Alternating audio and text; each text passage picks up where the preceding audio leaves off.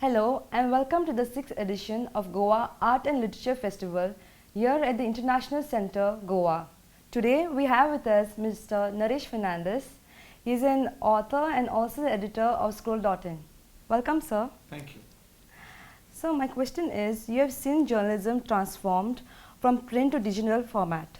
So where do you think the field of journalism is heading to?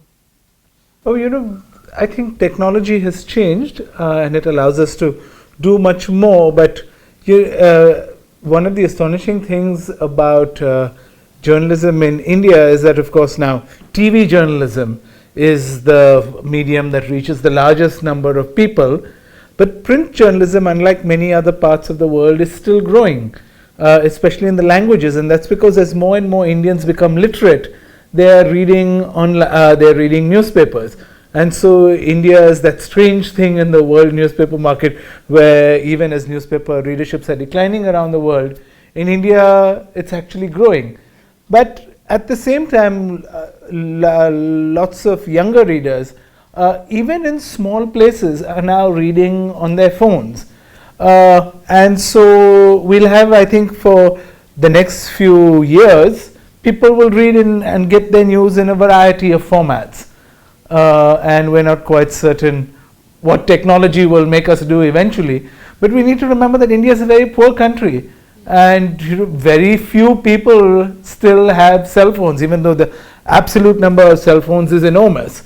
So the first generation of readers, I think, will always be reading newspapers. Newspapers can be shared, newspapers can be passed around to so many people, so there are great many advantages to reading a physical thing.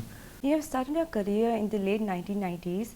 So how are journalists today different from the ones that were in 1990s? And how has technology helped today? So the one great advantage journalists have over when we started is that the internet wasn't invented when I started my career in 1989. And now you have all sorts of information at the tip of a button. For us to cross-check a fact often meant calling some correspondent across the country on rotary phones, which were difficult to get through. Our phones at the Times of India office in Bombay when I joined didn't even have an STD facility. That was still in the future. And now you all can call up anything on your cell phones. You could look up the internet. You could Skype with somebody across the world. So the ability to do stories that draw together sources from literally the 5 continents, that didn't exist in my time, and I'm so envious of what you all have. And also, for us, when we started, we couldn't read other publications, and so we would have to go to the British Council in Bombay or the American Center to read the British or the American newspapers, and that meant they were a month old. Now you all can read the New York Times or the Guardian the day it's published, and to me this is completely magical. So you guys have it very good. How did you come up with this idea of starting a website like Scroll.in? So it was the idea of my business partner, whose name is Samir Patel, and he's been completely obsessed by media. He used to work for McKinsey, the consulting company in New York, in their media division, and he came back to India about 10 years ago, and he bought a company called Amar Chitrakatha, so he could figure out the publishing business. But he'd always been interested in doing something that could influence the public debate.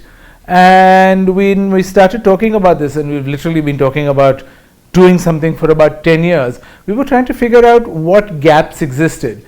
And India's press does a very good job of telling you what is happening, but often we thought that they didn't tell you about the context of the event, why it was important. So when we started Scroll, we thought that we wanted to do a website that would explain the news, why the news mattered. And so that's our effort every day, to tell you that not just this happened, but why this matters. And how Scroll is different from other online websites? Well, we try to think that we are better than everybody else. In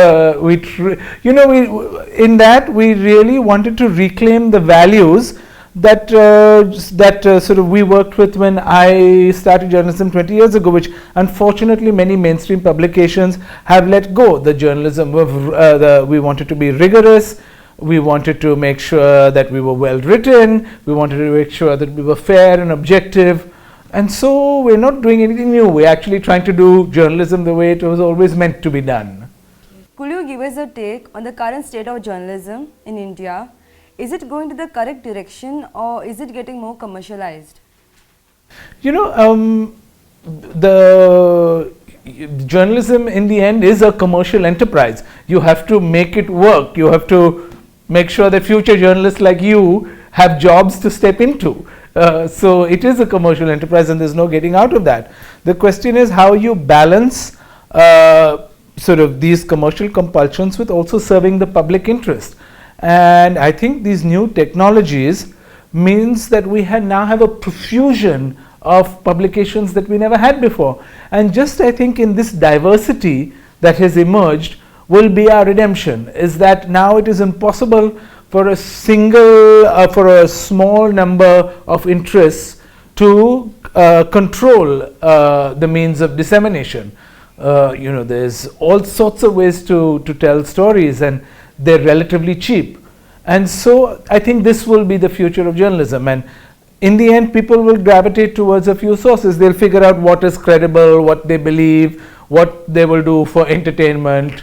And I think that's how journalism, you know, people will read some publications purely because they like the gossip, but for news that matters to them, they'll read other things. And given the way the internet works, is that now you can literally read, you know, 50 or 60 publications, one article here, one article there if you want. So, no, I think the future is very bright. Your latest book, A City Adrift, which is a biography on Bombay, what made you to write this book and from where did you get an idea to write the book? So this is part of a series that a company called GALF was doing about various Indian cities. They wanted to produce these things that they came up with the term short biography. And I've sort of lived in Bombay all my life. On my mother's side, my grandfather's people were farmers in a place called Bandra, where I still live, and the city sort of came up around us. And I realized that Bombay's central obsession from the time Bombay was born was real estate. Bombay is a city that was reclaimed. Land has always been the central dynamic that has driven the city. And so I built my book around reclamation and land and the thirst for land and the economics of land and what this has meant for Bombay's spirit. And so you have been to GALF earlier. How has your experience been at GALF 2015? Oh, I love this festival because it's a nice, small, intimate festival, but it manages to get people from so many different places.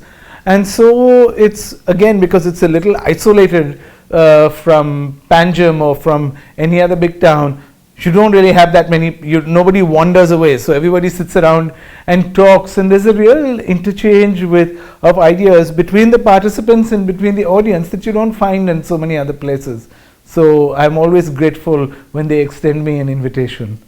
Thank you, Mr. Naresh, for giving us your time, and enjoy your stay at Goa Art and Literature Festival 2015. Stay tuned for more updates.